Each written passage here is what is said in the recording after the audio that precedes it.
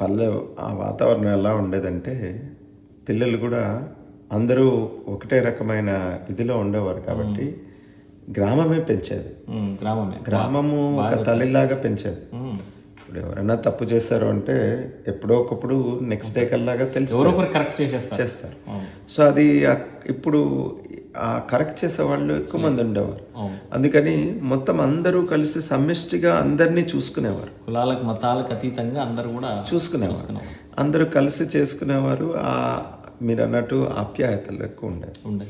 ఆ ఆప్యాయత ఇప్పుడు అపార్ట్మెంట్ కాంప్లెక్స్ ఈ కల్చర్స్ వచ్చేసి కొంచెము అంటే మనం అందరం సపరేషన్ ఒక ఇండివిజువల్ సెల్స్ అయిపోయాయి.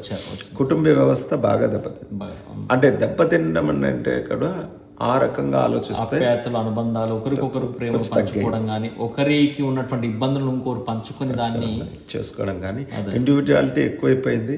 సమిష్టిగా కమ్యూనిటీగా కలిసి పెరగడం అనేది తగ్గింది.